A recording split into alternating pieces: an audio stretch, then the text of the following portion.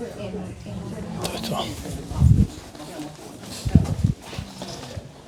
can start with that, I think. That's it. So, wow.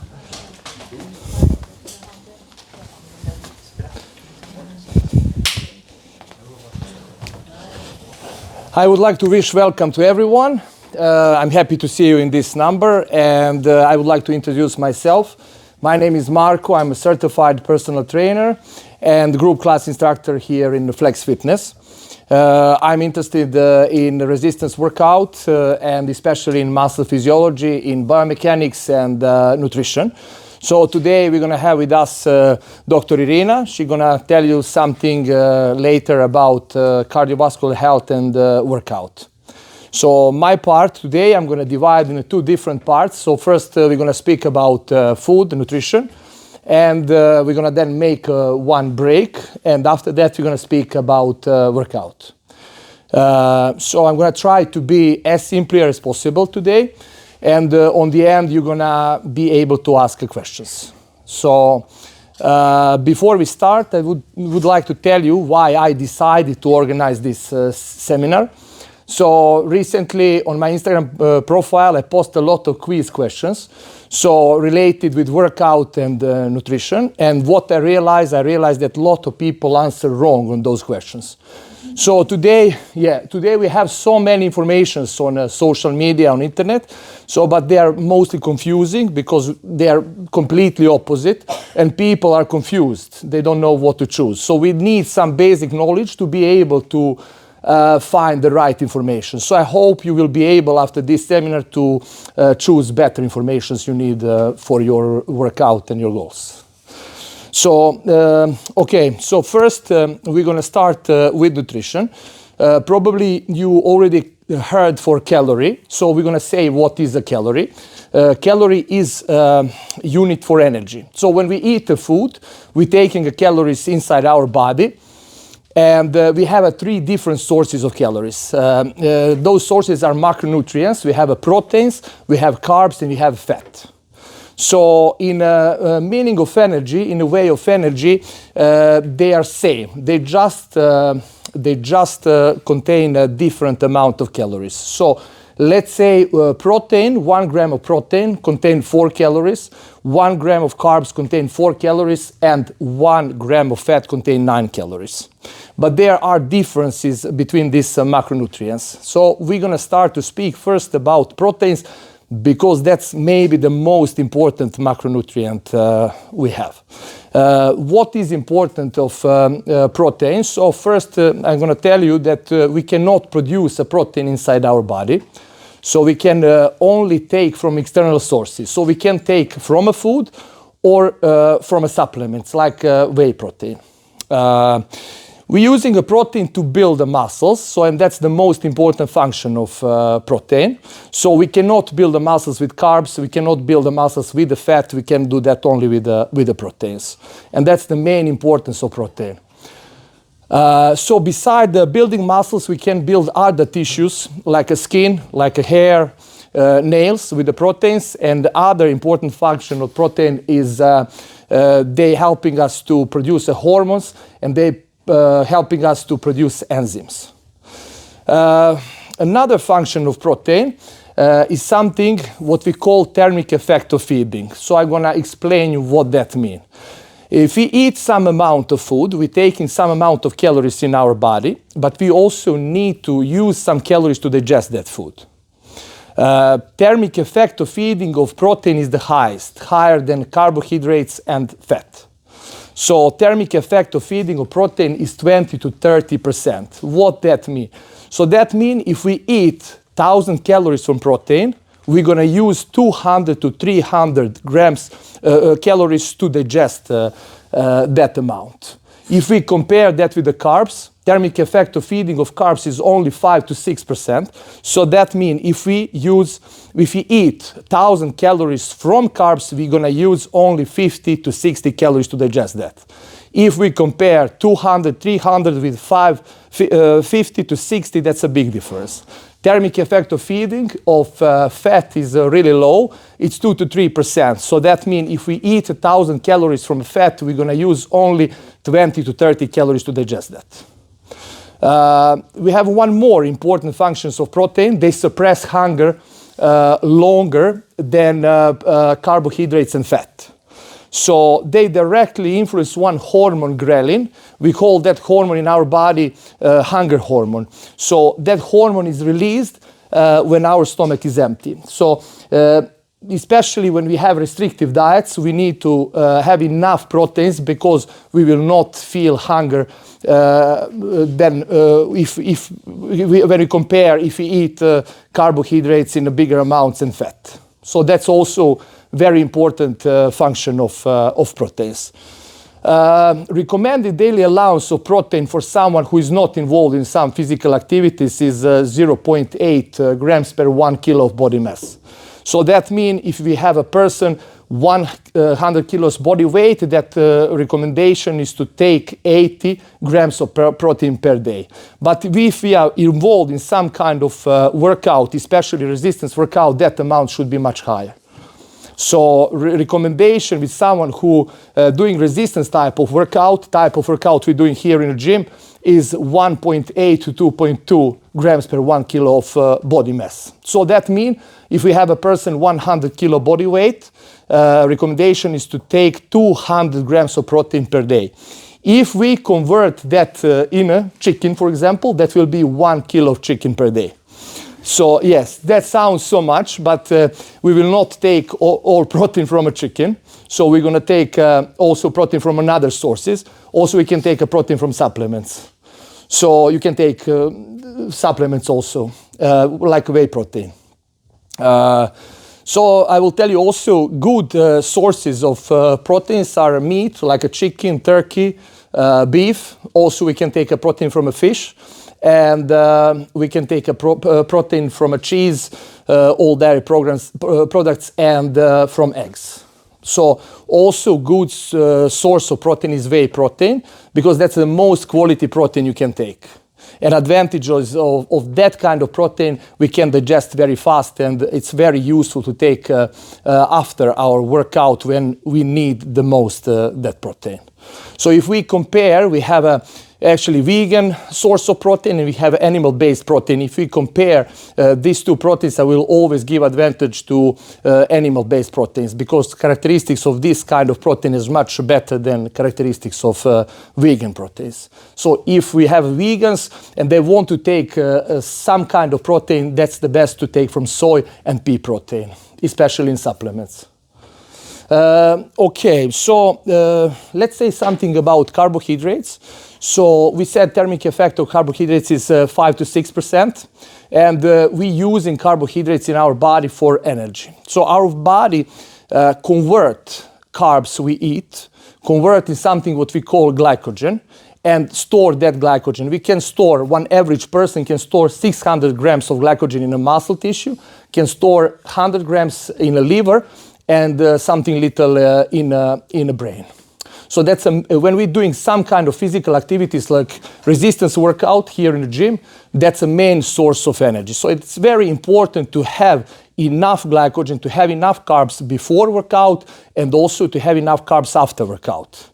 Why is important before workout? Because if our nervous system detects a low level of carbs, low level of glycogen in our body, our muscle contraction will not be maximal. So without maximal muscle contraction, we cannot increase our muscle tissue. After workout, we're staying out of glycogen, so we're going to deplete glycogen. So let's say if we're doing a biceps, we're going to deplete glycogen only from a biceps. So we need to replenish that glycogen. The best time to replenish glycogen is directly after workout. So we need also, beside the protein, we need the carbs after workout. So that's very important because they're going to boost the effects of each other. Carbs going to help us to build in more proteins, and proteins going to help us to store more carbs. So combination, for example, of whey protein and some simple carbohydrates after workout will be the best choice.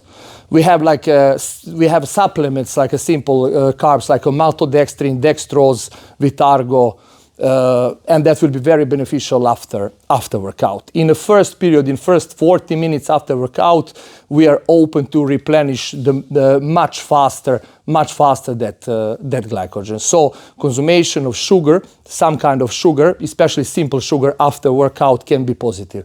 Usually people think sugar is negative, but in some cases like this one, sugar can be positive.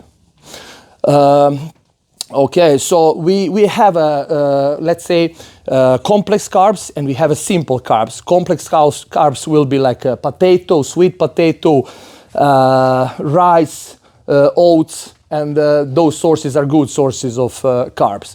And as I said, we have a simple carbs, so we can take from a fruit, for example. Fruit contains simple carbs, and we can take also from supplements. I mentioned already a few of them. Okay, so let's say something about fat. So importance of fat is the biggest importance of fat. They are involved in hormonal production. So for example, we cannot produce testosterone without fat. But amount of fat we should have in our diet is 15% of whole calories intake during the day. That's a minimum we need for hormonal production. Increasing a fat, we will not increase the hormonal production. So we don't need, as I told you in the beginning, fat contain a lot of calories, so more than double than carbs and protein. So we should be very careful with the fat when we're taking fat. So usually we have a lot of hidden fat, like in a meat and in other products. So if we speak about taking some extra sources of fat that should be essential fatty acids like omega-3 and omega-6 fatty acids. So one of characteristics of the fat, they can prolong digestion. So because we need fast digestion after workout, so fat should be avoided before and after workout.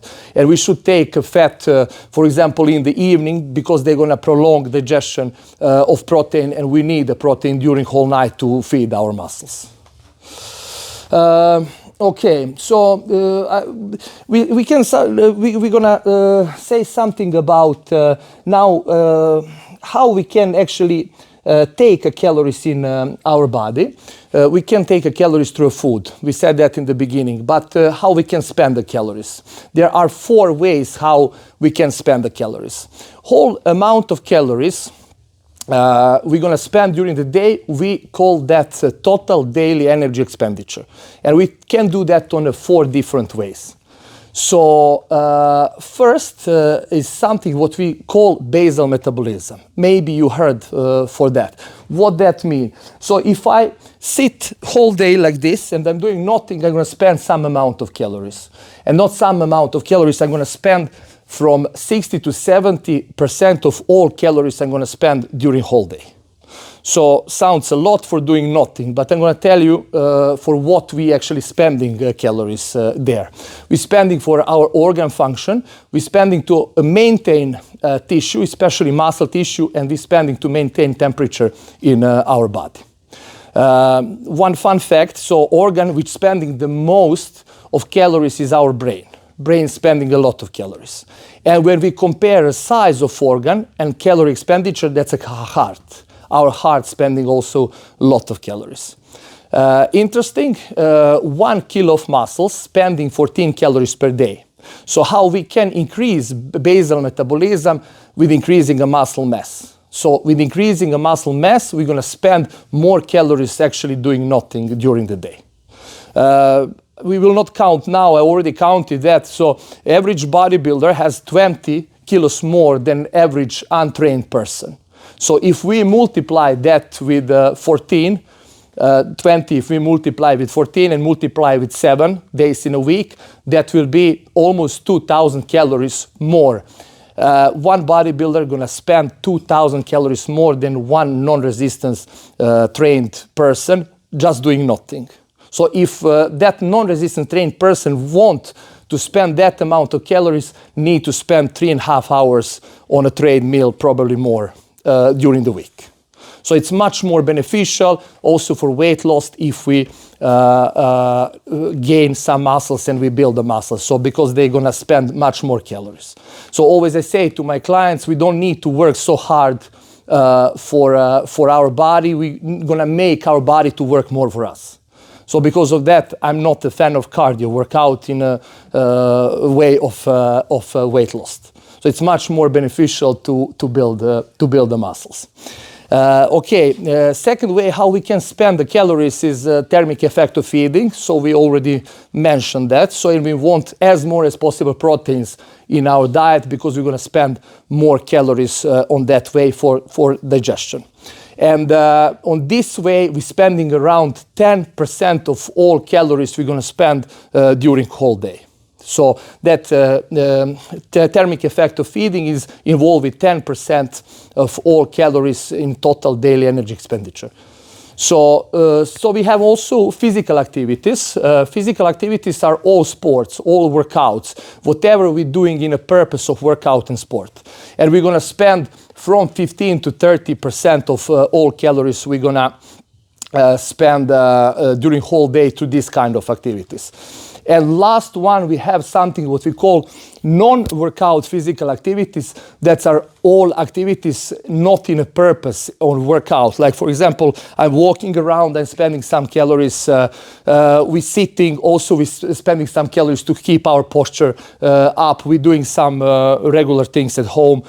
So during a diet, usually people reduce those kind of activities. So we need to be careful. So I'm always advise my clients when we start with the diet to measure, actually to count the steps before, because they did some studies and they realized that people in the first week of a diet reduce almost 50% those kind of activities. So they reduce the steps, and most of people are not aware of that.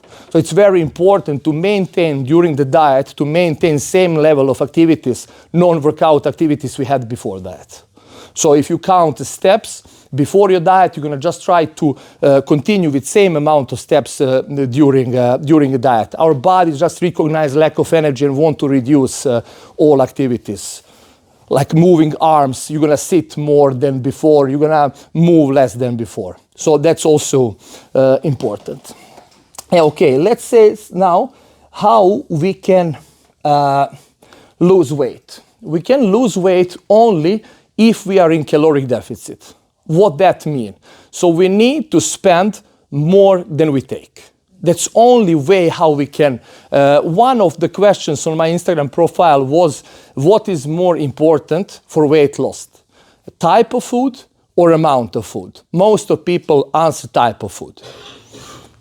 Type of food is important, but not the most important for weight loss. If we choose the best possible food, if we eat in a sufficient amounts, we're going to gain weight. If we're going to agree that, for example, potato chips is bad choice of food, but if we eat only one bag of potato chips per day, nothing beside that, we're going to lose weight. Is that good way to lose weight? Not, of course, but we're going to lose weight on that way. So how we can go in caloric deficit? We have two ways to go in caloric deficit. We can increase activities or we can decrease the food. So what is a better? Always a question. So I'm going to give you one example and then you're going to understand. So let's say one chocolate, 75 grams, contain around 600 calories. One person, 80 kilos, running 8 kilometers per hour, can spend that amount in 1 hour. So I think most of us can eat more than one chocolate per day, but can you run more than 1 hour per day? Very difficult. Maybe today, maybe tomorrow, but you're going to be very tired, fatigued, and that's so boring. So yes, so I think it's much better to read that chocolate, to stay away from a chocolate, and we don't need to run for that chocolate then. So I think that's much smarter way to lose weight, to do that through food, not through activities. So let me see what we have next. Yes, next question is there any difference between the diets? No, there is no difference between the diets in a purpose of weight loss. All diets are same. Important is just calorie deficit. They did study. They have a lot of people involved in study. They give them 10 popular approaches to dieting. They have all same amount of calories and they lost all same amount of weight. So today we have some popular approaches to dieting like a keto diet, like intermittent fasting. There is no advantage in any of them in the purpose of weight loss. That's your personal preference, what you're gonna choose. So let's say intermittent fasting can be useful for some people because if we used to have a breakfast 7 o'clock, we can move breakfast on 12 o'clock. Most of people will be able to take more food, for example, through 16 hours than through 8 hours. Usually in intermittent fasting, we have that feeding window 8 hours. So if we are limited with the time, so probably we will not take, we will not be able to take that amount of calories in 8 hours. So I mentioned that hormone ghrelin. That hormone is released when our stomach is empty. So for example, if we have a breakfast each morning 7 o'clock, we're gonna feel hunger around 6:30.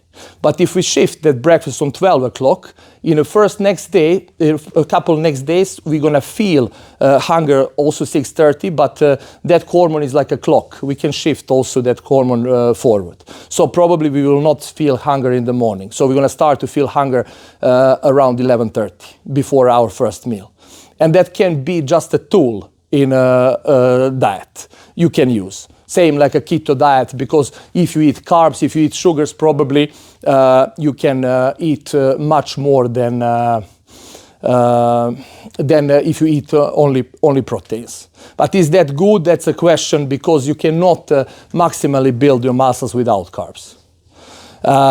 So what can be a difference also between good food and bad food in a diet? Also, they did one study. They had two groups of people. One group was like with a healthy food. One group was with the bad food, like a pizza, hamburgers, and they didn't have, both groups didn't have any limit in a food. They were allowed to eat food how much they want. And on the end of the study, they discovered that this group ate bad food. They ate 500 calories more than this group with a good food. Why? Because bad food and flavors trigger our appetite, and we're gonna eat always more. So because of that, I'm always telling, if someone want to have in a diet cheat day, need to think, is that smart or not? Because if you are mentally enough strong and you can go through that, that's okay. But for most of people, that cheat day can trigger more hunger. So if we eat bad food today, probably we would like to eat bad food tomorrow. But if we stay with a good food longer period of time, we will not have that needs later. So also, maybe you heard something, they call that metabolic adaptation or adaptive thermogenesis. What that mean? So let's say if we have a person 100 kilos body weight, that person gonna spend 2,000 calories per day. So, and then scientists, when they count how much a person gonna lose, let's say if that person lose 20 kilos, that amount of calories should be reduced. Of course, let's say on 1,800. Just I'm taking numbers to be easier to following this. But they found something very strange. There was a difference in reduced calories from 10 to 15%. And the question is, from where is that difference in that? So usually during the diets, especially if we're doing diets with very low caloric intake, so our muscles spending much more energy than our fat. And so our nervous system say, okay, I'm gonna read bigger expenditure. So our muscles nervous system gonna break down our muscle tissue, and during extreme diets, we're gonna lose a lot of muscle tissue. As we said, muscle spending calories. So from there, we will not be able to spend, let's say 1,800 calories, we will be able to spend 1,700 calories. So also, as I said, reduction in that non-physical activities are the biggest in a situation where you have extreme low caloric diets. So if we said that we spending from 10 to 15% of calories on that way, if we reduce 10% our activities on a daily basis in a week, that can be a lot. So that can be in 7 days, that can be 1,500 calories or more. That's one full day of eating. So that's a problem. So I have some also here recommendations when you want to start with your diet. So what is important? The most important is to make a food list, what you need for your diet, and to go to buy the best will be for 1 week. Then you will not have excuse, I don't have this at home, and then you can take something else. So another one is never buy food when you're hungry, because you're gonna have some stupid ideas about different kind of food. So first eat and then go to buy food. You're gonna prepare your food 1 day in advance. So let's say like this, if you feel hunger now and you don't have anything prepared, so yeah, it will be much easier to take some kind of bad food. But if you have your food with you, so you're gonna just eat that food and you're gonna reduce the hunger after that, and you will not have any more that ideas to cheat with the food. And also always I advise my clients to have food boxes with them. That's a nice way to bring food wherever you go. So yes, this will be a part about food. So we're gonna make a short break. You have drinks there you can take if you're thirsty, and in 10 minutes we're gonna continue with another part about workout. Good. Thank you.